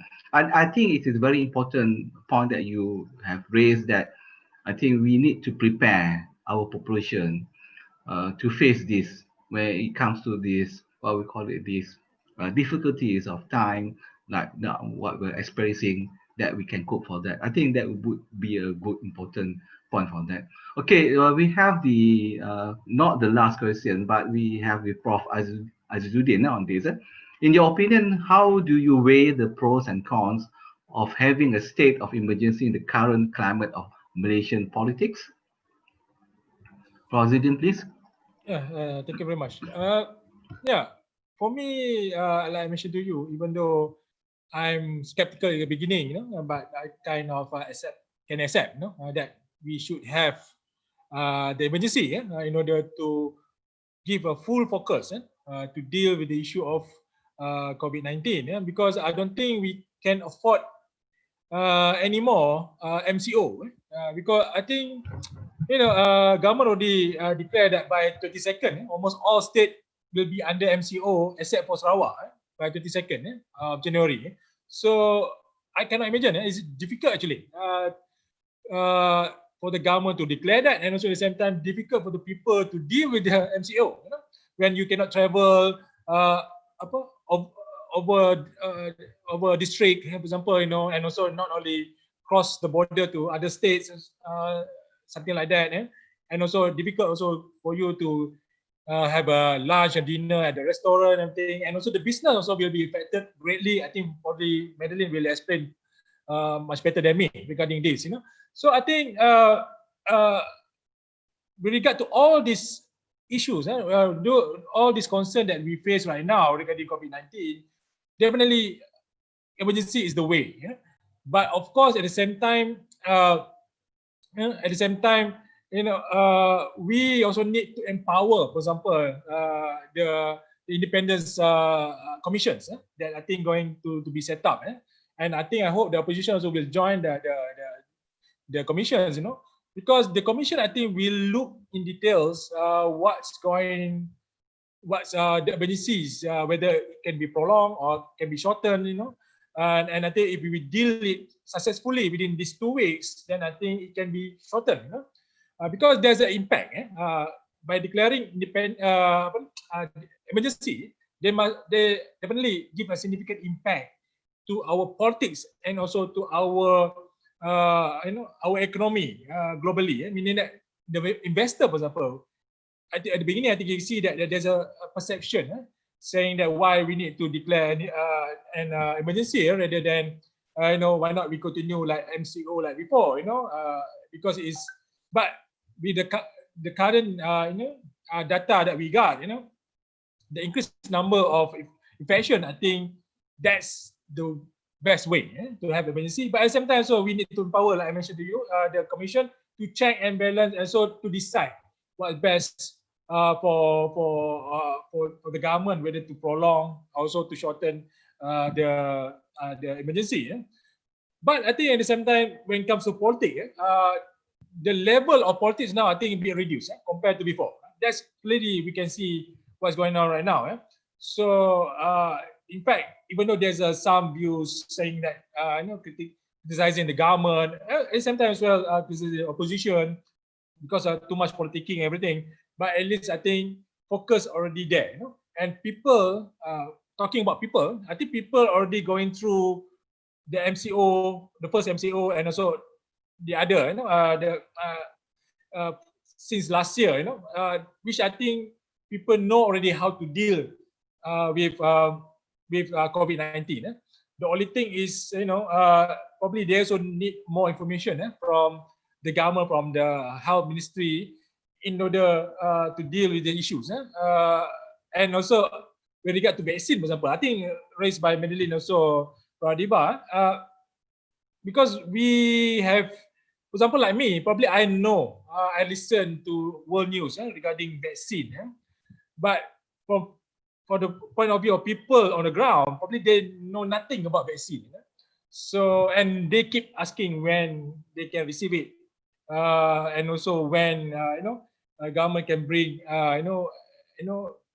because we have to import vaccine from abroad and come to the countries, and whether this is responsible of the federal government or responsible of the state government, because as we know that Selangor state government decided to buy, to purchase vaccine for their own populations, is that also other state like state of Kedah, my state here, in IAIUM, also have to do something similar to this. So meaning that there's so many still uncertainty in terms of policy and clarity. What next to do, and so what the best to deal with the issue.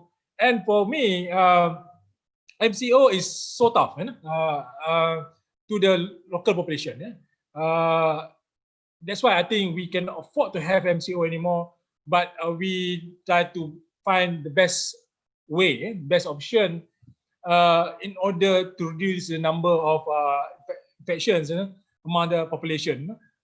Because we actually, this I think like Prof. Adeeba saying that this is very clever, virus, and even though we have information about this, but still also we have difficulties without the help of the government. So in that way, I think hopefully by having emergency darurat, so meaning that we can really give really focus to help the population, help the people, and at the same time so people can gain more understanding and knowledge about the virus, and so vaccine, everything, and together we can reduce the number and hopefully to eradicate fully COVID-19 in Malaysia. At the same time, so dealing with the issue of economy another issue which I think so concerning and so affected people greatly in the country. So I think that's all from me. I pass back to you, Azam.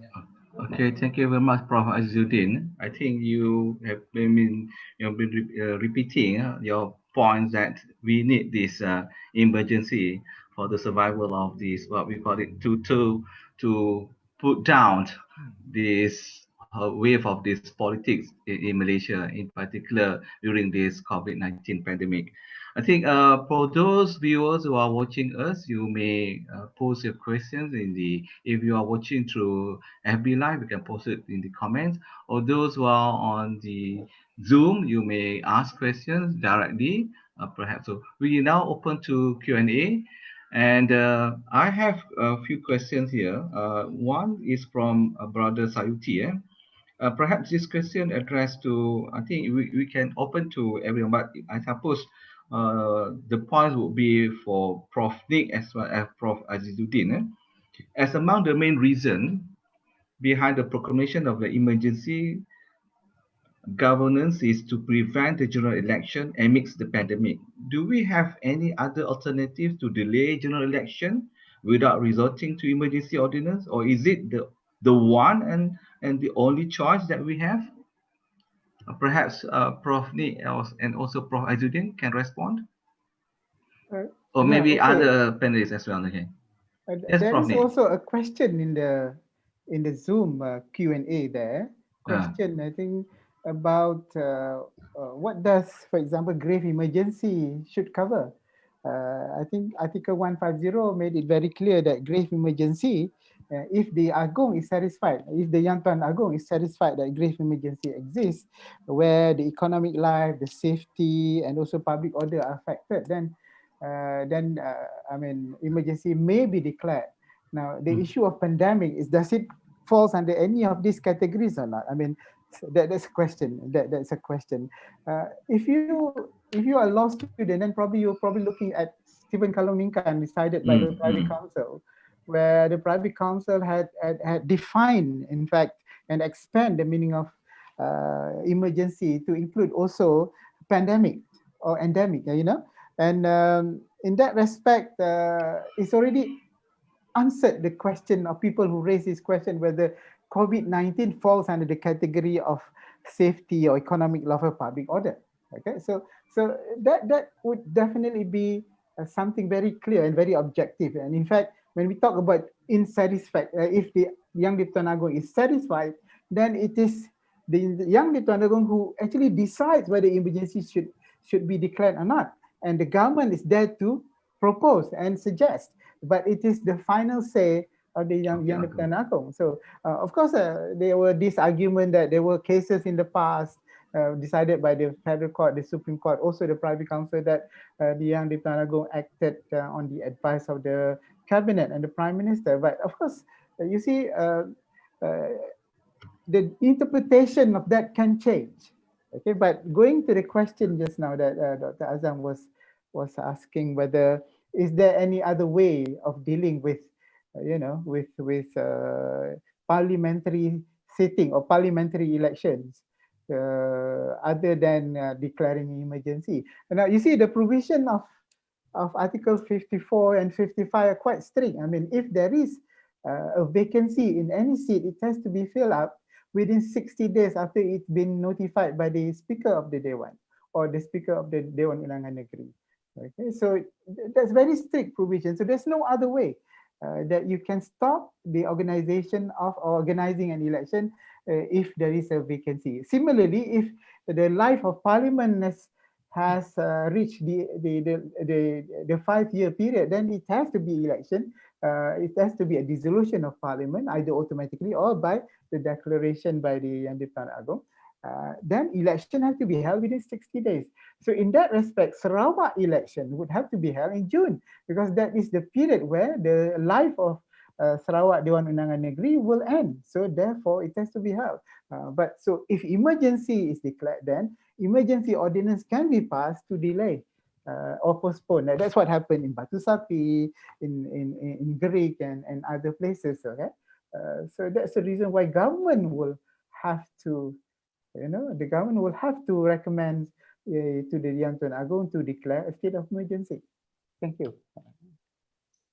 I just want to add some point, Azam.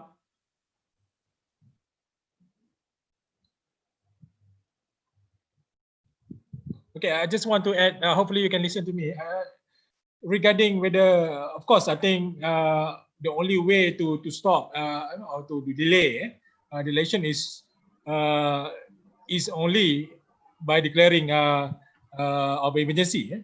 But I think if we want to continue to have elections, yes, I think for those who promote democracy, everything, probably we want to see election to be held, even though during the pandemic period.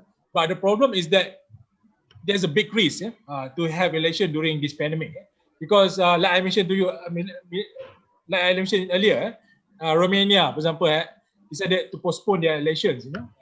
So, and also we already see what happened in Sabah, which I think the spread of COVID-19 happened in Sarawak, and also because of people who traveled there and so came back to Peninsula, then they spread the virus in the Peninsula as well because of that election. And another example is in United States, for example, during the presidential election, even though there's a suggestion earlier to delay as well the presidential election, but because there's many resistance among member of Congress that continue, they need the election to be continued in order to decide who's become the next president, because the terms is there.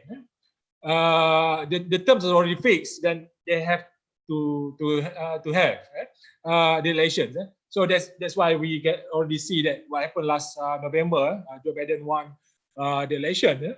But back to the issue of parliamentary election, for example, we still have mandate until 2023. So I think why we need to see the the elections earlier, because the mandate is still there. Because the mandate is determined by the people, because people that voted for member of parliament.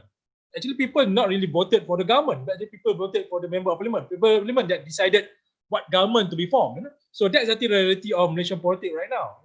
So because the mandate is there, so I don't think with the current situation is conducive enough to have election early. Unless if there is the term is end already, like in the case of Sarawak, yes, the term will end in June. So because of that, I think the only option that we have is to declare to have a proclamation of emergency. So I think that's some addition I want to add regarding this. Prof. Azam, if I may jump in again, I know I'm splitting hairs here a bit, but from a public health point of view, I think the election itself, in terms of voting, measures can be taken to make it safe, you know, like extend the days for voting, the postal votes and so forth. Where the concern is in the campaigning, you know, and the Malaysian style of campaigning, of ceramahs and mass gatherings. So that is going to be very difficult to control in Malaysia, I think. So the voting itself, I think we could look at different ways of doing it, but trying to tell people in Kelantan not to go for house-to-house campaigning is going to be near impossible, and stopping the mass gathering, which is where what COVID likes.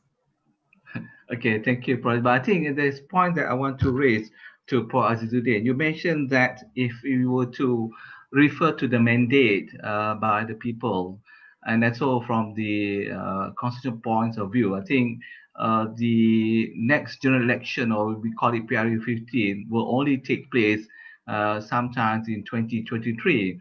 But what is now, we are talking about politics, what is now taking place just before, I think just a couple of days before this emergency ordinance, emergency was declared, that there were, that's not rumors, but there were talking, or there are, I mean, incidents by these politicians, by some MPs, that they withdraw their support to the present government. So do you think that we need to wait until 2023, or just after this, I mean, this emergency ends, this MCO ends, or within this MCO, and then we can have the elections? What do you think of that?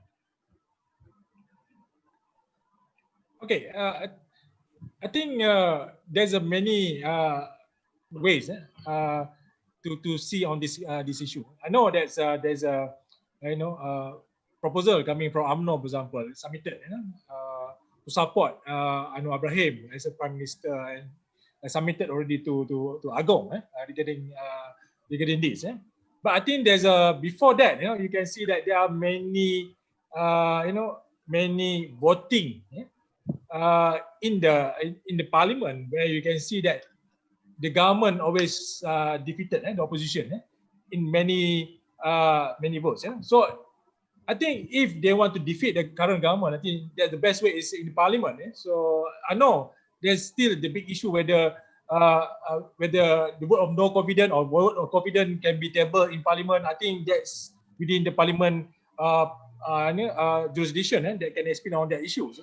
But I think because of previous case, you can see that government always won the voting, and even though there's an attempt later on, several members of parliament to declare not supporting the current prime minister.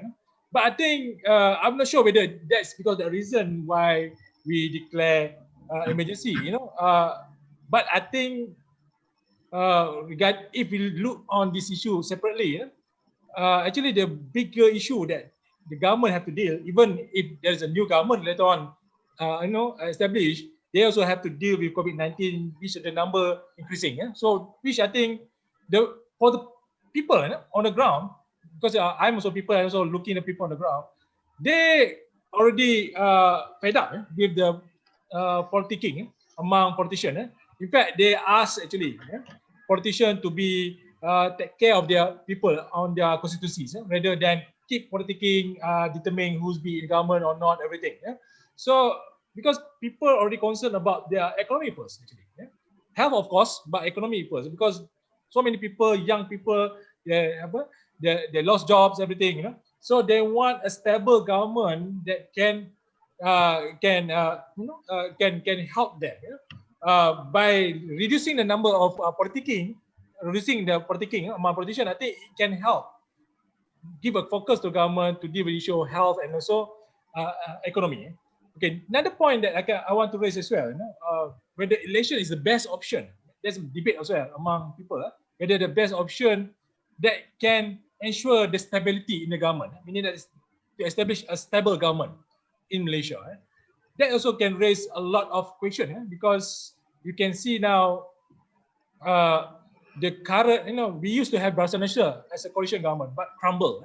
Now Barisan Nasional is not, only 3 party left in the Barisan Nasional, and also at the same time in Pakatan Harapan they also have leadership problem and also difficulties in the parties.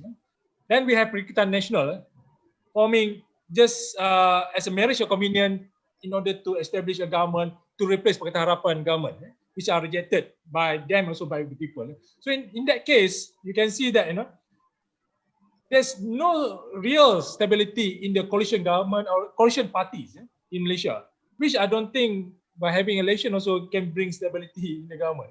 So while we are facing with the bigger issue now, COVID-19 and also economy, why not we focus on this issue, deal with issue, then later on we decide. That's why I think by proclamation of emergency until 1st of August, if we able to deal with the issue of COVID-19 economy, then I think we can go with the earlier election after the end of emergency. I think that's probably the good way of thinking that, okay, now we are focused on 2 big issues, then later on we deal with the issue of politics. So I think that's probably the reason behind the proclamation of emergency. Okay, thank you very much, Prof. Azizuddin. Okay, we have a question from Prof. Adeeba. Beyond policy, beyond ordinance, beyond politics, what are the specific that can be recommended to the government from medical perspective? Is there a channel to contribute such expert opinion? Do you think a COVID-19 expert panel need to be established as a form of royal commission to ultimately handle this pandemic? Yes, I think the short answer is yes, and I think I alluded to earlier that what we need is a really, working together. This is a complex problem, and that's beyond, as I kept stressing, this is beyond health. Although obviously health plays a central part, and I was one of the signatories to that open letter to the Prime Minister, and one of the points that we made was the formation of a multi-sectoral task force to deal with it. Take, for instance, the issue of schools. The when to open, when to close, when to close schools need a specific working group just to debate these issues on schools and universities that must bring together people from health, teachers, parents, and get people's viewpoints so that we come up. Of course, the public health people will need to set the matrix and the criteria for opening schools, but there are still many things that can be done because I think it's super important to let our children continue to go to school. It's beyond just the classes, but it's that social interaction that that's very important for school children. I think we don't have time, but there are many things that can be done, for instance, that takes advantage of our climate. We've not talked about the importance of climate, of the importance of ventilation that hasn't been spoken about enough in terms of sort of the mid to long term ways in which we can learn to live with the virus. The schools, for instance, open the doors, open the windows, have fans, have classes outside. But these things require people who are actually dealing with it to see what the problems are, what the solutions are. So again, it cannot just be a pure top-down decree to deal with this. So that's why specific working groups, whether it's for factories, whether it's for construction, industries, schools, universities, etc., need to be formed. And I believe this is in the process of being formed.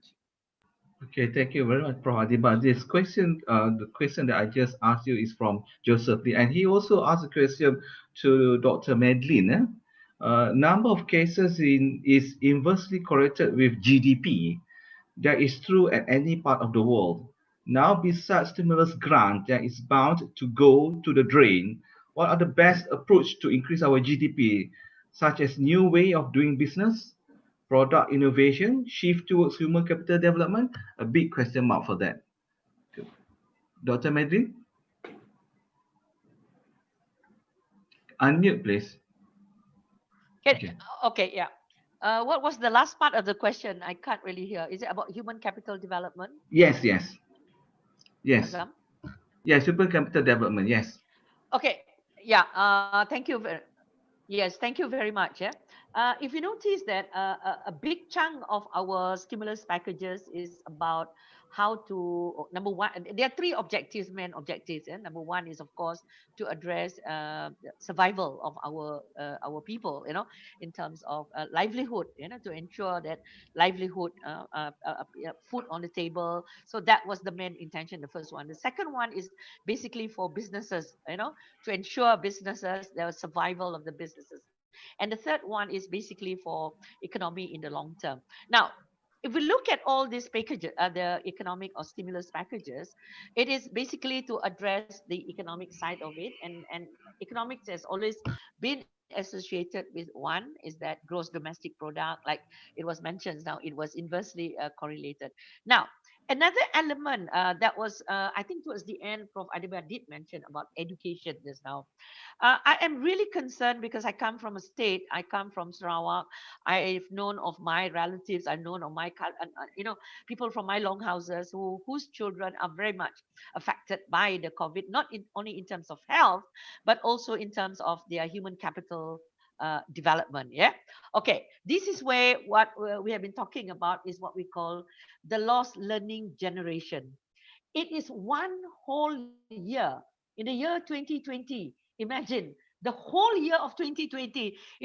I was envisioning when Tun Mahathir first announced, Vision 2020. I was imagining that we are going to fly, what Malaysia was going to be like, because I was just a student then. I was in the university when we were asked to imagine what is Vision 2020. I could, at that time, I cannot imagine that this is what is happening to us, that we are almost like one step forward, two step backwards. The things that we have achieved so far, suddenly because of the COVID and because of things that are happening in our country. I'm also talking about governance. We must not forget the issue of COVID is one level. There is issue of integrity, governance, corruption, which has been plaguing our nation. So it kind of, all interrelated. Now, coming back to what you call this now, when you talk about human capital development, when we talk about human capital, there are two big elements involved here. Number one is education. Number two is skill. And of course, number three, there is now to the third level, is what we call health. So these three interrelated factors, COVID-19 has really, really affected these three elements of human capital development. Number one, education, as I said, the lost learning generation. I really hope that we are not just thinking about whether when to open the school, when to close the school, how many hours, like the recent announcement, whether our children should start going to school on the 21st, 20, whatever it is, or it should go after that. This kind of policy decisions that are not consistent. Parents were angry. And then we heard today NUTP was saying people accusing teachers of makan gaji buta. We should go beyond all this. I think our nation, we need to work together and how we can address the problem faced by our children. The lost learning generation. Government need to invest a lot in that. Not just, repairing sekolah-sekolah daif. Don't talk about sekolah daif in Sarawak. It is really a big issue. Now we need about infrastructure. We need about face-to-face learning. Now, and people were talking about, technology. People in Sarawak, they don't really, we are too obsessed with, high-end technology. We forgot that they are technologies that the people, simple things as simple as TVs. Simple things like radio, television, Malaysia, we can still use those facilities and it works in the rural areas. So why are we worried about them not accessing 4Gs or 5Gs or whatever and asking them to go and climb trees in order for them to sit for exam? Of course, you don't ask them to climb trees, but in order for them to have access, whereas you can still use styling machine. And I do respect a lot of the teachers in the rural areas are doing their best, to meet all these things. That's why we cannot have a one size fits all. Now, another element of the human capital development beside education is skill development. We talk about TVET. What is happening to our TVET? What is happening to skill development in our country? It has long been neglected. We are too focused on the academic that we forget that there is the other side to it. Now that we realize that our communities, our students, our universities, we should not just focus purely on academic achievement, how many A's that they are going to achieve, but also in terms of skill development. And the third element is, of course, health. So that these three things, I think, for the next level of government policies, although these have been discussed in the budget, but I think for the next, or rather for the future, in terms of if there is a need for the government to introduce another package, bantuan or whatever, I think these are the new elements that I would like to be seen or to be included in the government's new packages, not just fiscal or not just monetary policies or fiscal policies alone, but incentive for human capital development and empowering our community. To me, empowering is very, very important because we have so long forgotten about the role of the community in addressing problems on their own, because we are too much, as I mentioned. Now I'm reiterating that we are too dependent on the government. I think one of the countries that where the population, almost everything we depend on the government. The government will tell you have to do everything, but then after that we blame the government if we were given the wrong prescription. So why don't we play a more important role? So I think the universities have an important role to play, NGOs, the communities, the public sector, of course, and then the private sector. These four helix, very important collaboration between the four. Thank you very much. Okay, thank you very much, Dr. Madeline. I think perhaps with the remaining times, we can only take one question, and the last question. Perhaps this question is addressed to both Prof. Nick and also Prof. Azizuddin.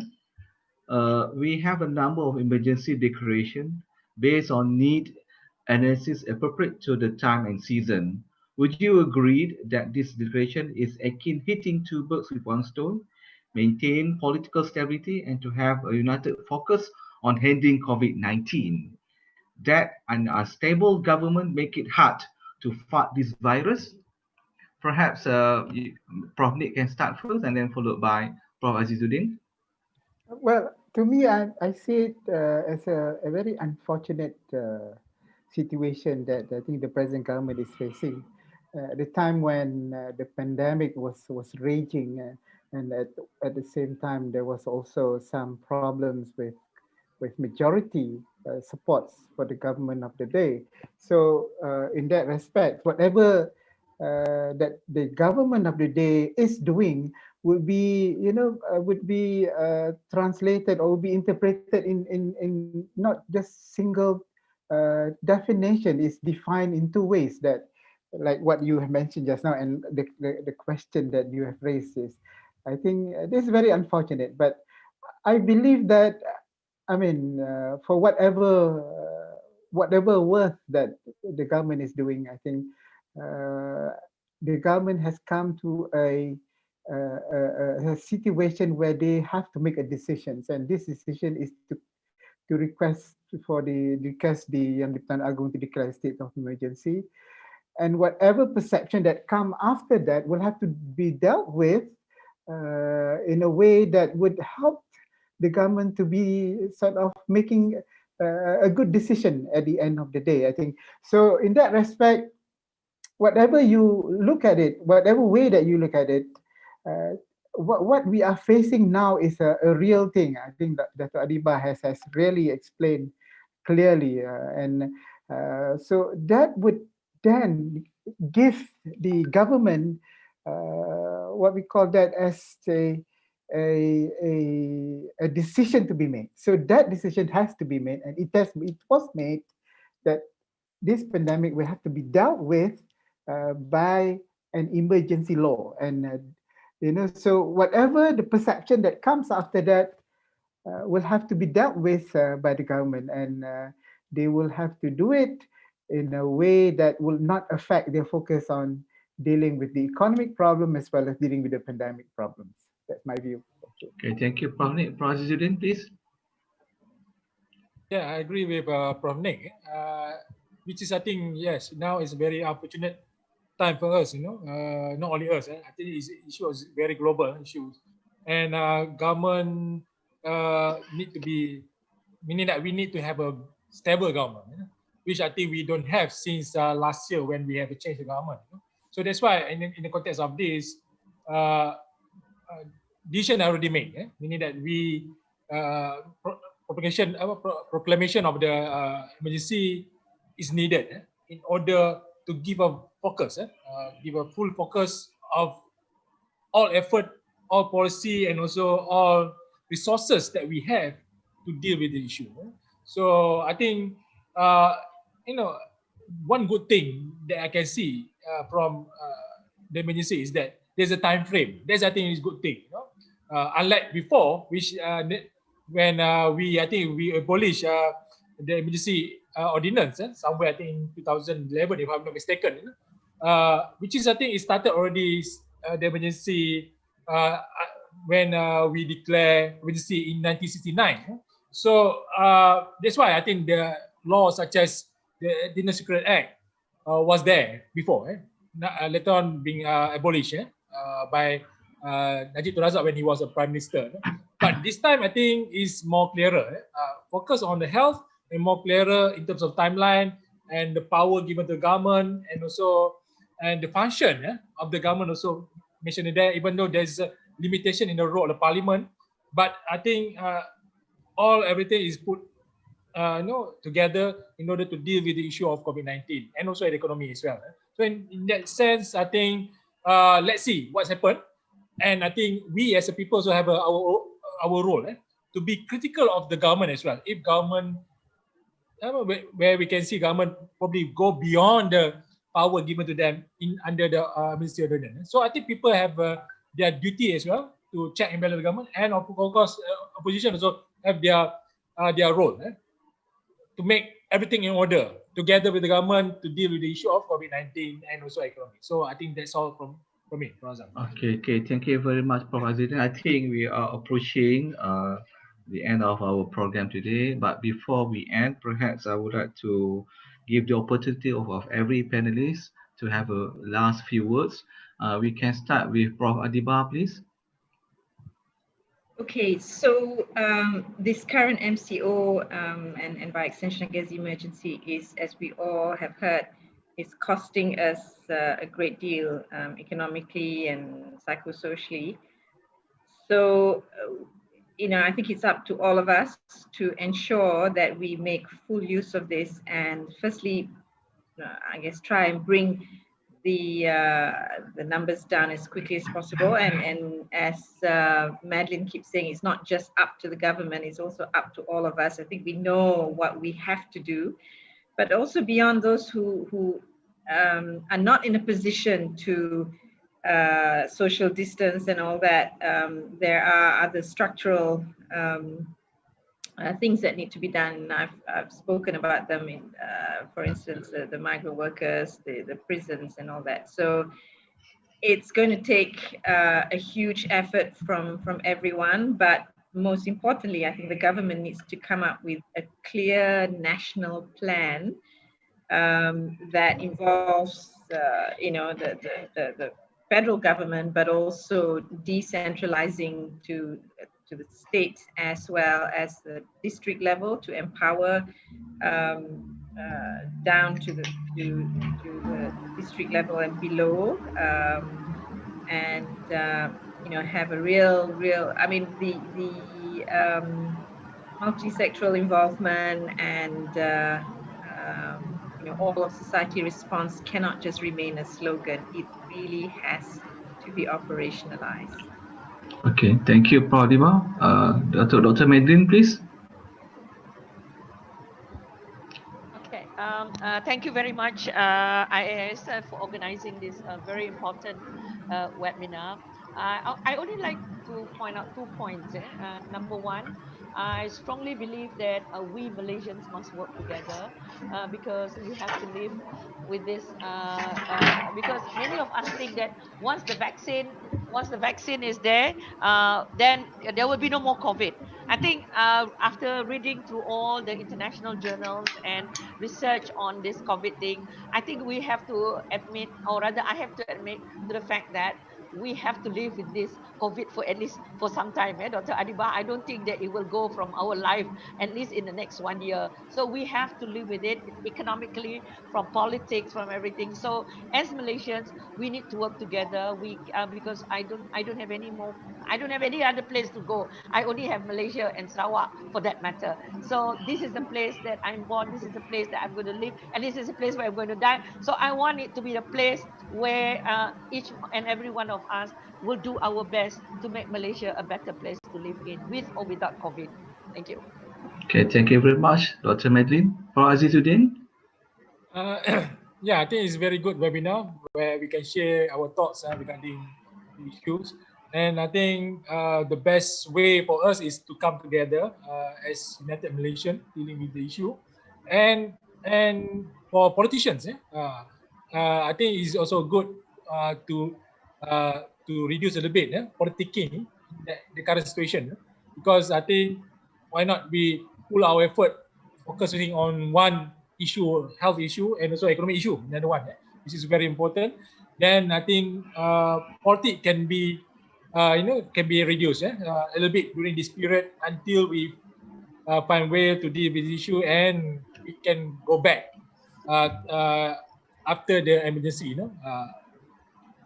in looking of the what next in our future when it comes to politics. But right now, I think give focus and also our attention to deal with the more concerning issue like COVID-19. I think that's the best way.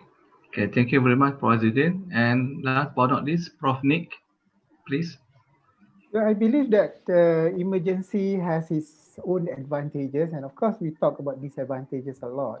There's a lot of criticisms about emergencies, but I believe that in the light of the situation today, pandemic that we are facing with now, I think law can be used either as an instrument to punish, but at the same time also as an instrument that can also help to make things better. So in other words, law can be used constructively, with that power that government have today.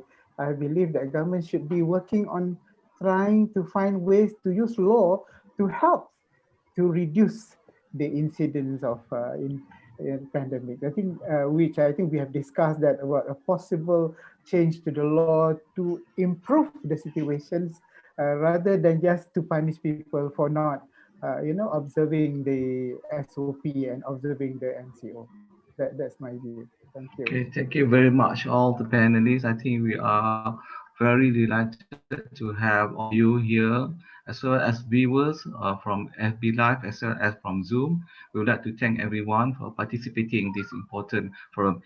Has been a very fascinating discussions, and I think, as what we have been discussed, I think by the panelists, I think now the emergency ordinance are in place. We have to live with it until I think the longest, perhaps 1st of August, the 2021. And I think on many occasions, all the panelists have agreed that we cannot leave it only to the government to handle this case. All of us have to work together to give help to solve these problems. It's not only in the hands of the government. With that, I would like to thank Prof. Nick Ahmad Kamal, Dr. Madeline Berma, Prof. Adeeba Kamarulzaman, and Prof. Azizuddin for spending your time tonight to discuss with this matter. And I think we hope that Allah subhanahu wa ta'ala help us, protect us. Thank you very much, everyone. Good night. Assalamualaikum.